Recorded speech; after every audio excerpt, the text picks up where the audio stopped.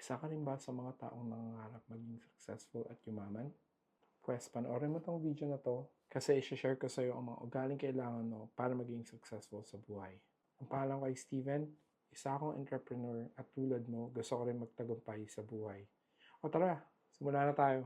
Pero bago tayo magsimula, may ikukuwento lang ako sa inyo tungkol sa isang storya ng buhay ko. Ako ay lumaki sa isang broken family. Lahat ata ng hirap sa buhay, naranasan ko na simula nung bata pa ako. Tumira kami sa bahay na konting ulan lang, lagpas tao na kaagad yung baha. Sobrang hirap ng buhay. Hindi kami makakain kasi inaantay namin yung father ko makauwi.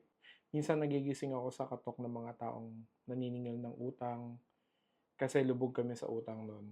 Lahat ata ng mga nakapaligid sa amin nun, feeling ko may kaya. Parang feeling ko nun kami lang yung sobrang mahirap sa buhay. Yung mga kaibigan ko, yung mga classmates ko, yung mga kamag-anak namin, may mga kaya din. Sabi ko sa sarili ko noon, pag ako nagkapamilya, yung anak ko, hindi ko ipaparanas lahat ng naranasan ko nung kabataan ko. Yung feeling na sobrang gustong gusto ko umasenso, kaya lang, paano ako magsisimula, hindi nga ako tapos ng college. Sa bansa kasi natin, para makakuha ka ng magandang trabaho, kailangan tapos ka ng college. And then, isang araw, umattend ako sa birthday ng isang kamag-anak namin. And then, nung tapos na yung event, nakasabay ako pa uwi sa kamag-anak namin kasi wala nga akong pamasahe nun. And then, bigla ako naisip, hanggang dito na lang ba ako? Kahit siguro gugulin ko yung buong buhay ko sa pagtatrabaho sa fast food is hindi ako makakaangat sa buhay kasi nga below minimum pa yung sahod ko nun. Kaya ang solusyon ko is mag-take ng risk. Kinabukasan, nag-resign ako sa trabaho ko. Nag-apply ako sa iba't ibang trabaho. Kumuha ako ng maraming experience hanggang sa makapag-apply ako sa isang magandang kumpanya at dun ako nakakuha ng maraming knowledge na kailangan ko hanggang sa maabot ko yung position ko ngayon. Dito na nagsimula ma-develop yung curiosity ko sa mga bagay-bagay. Hanggang ngayon, patuloy ko pa rin ini-improve yung sarili ko, patuloy pa rin ako nag-aaral, and patuloy ko pang dinidevelop lahat ng skills na meron ako ngayon. At dahil dyan, i-share ko sa inyo ngayon ang mga ugaling natutunan ko para maging successful ka din sa buhay mo. Magkakamali at magfe-fail ka. Isang katotohanan na kailangan mong malaman para maging successful ka na tao ay magfe-fail at magfe-fail ka. Parte talaga yun ng daan patungo sa success mo.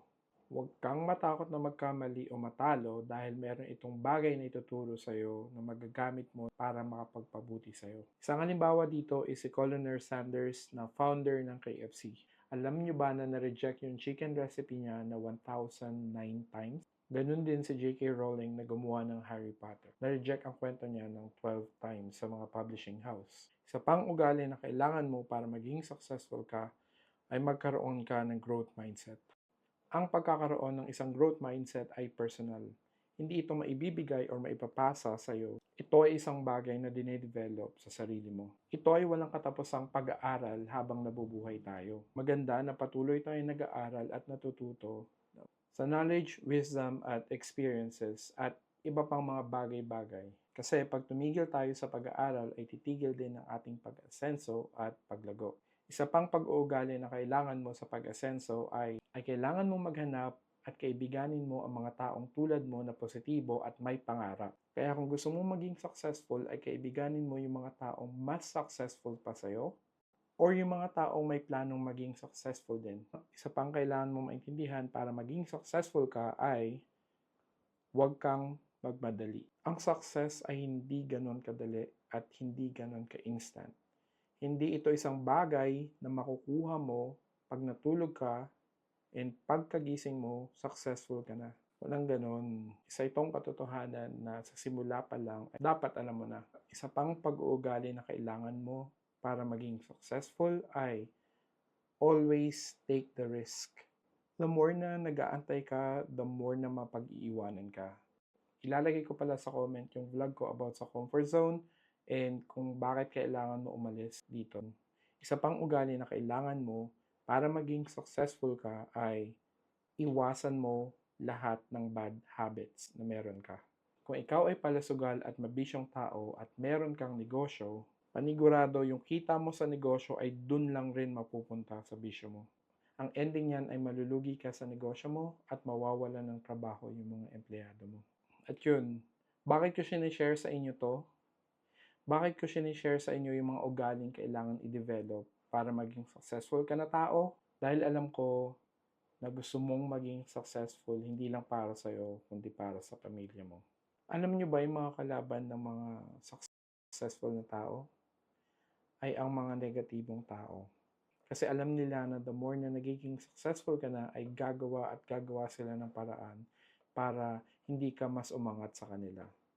So tayong mga successful na tao, ang focus natin ay paunlarin ang mga sarili natin. Yung mga negatibong tao, wag na lang natin silang pansinin. Hayaan na lang natin sila. Kasi the more na nakafocus sila sa buhay ng ibang tao, hindi nila alam yung buhay nila is napabayaan na nila, napag-iwanan na sila. So, kaya tayo, focus lang tayo sa mga goals natin para lahat tayo maging successful. Naniniwala ako na mas dadami ang mga magtatagumpay ng mga successful na tao kung sama-sama tayo sa pagbibigay ng value sa isa't isa. Kung importante sa'yo na maging successful ka at umunlad ka sa buhay mo, sumama ka sa akin at mag-join ka dito sa grupo na binubuo natin. I-follow mo ako dito para mas dumami pa ang mga successful na tao sa Pilipinas. Salamat sa pakikinig nyo sa vlog na to. At panalangin ko na makatulong ang vlog na to para maging successful ka. At kung nagustuhan mo ang vlog na to, pa-subscribe na rin sa channel para makareceive ka ng mga future vlogs natin na makakatulong sa pag-improve ng sarili mo. Tsaka pala, lilipat na ang Cybercrew sa mas malaking office at kailangan namin ng mga taong may layunin sa buhay. Kung isa ka sa mga taong hinahanap namin, i-visit at i-message lang ang page ng Cybercrew sa Facebook. Pwede nyo din isend yung resume nyo sa careers@cybercrewph.com. Kailangan natin magtagumpay sa mga layunin natin sa buhay para sa pamilya natin.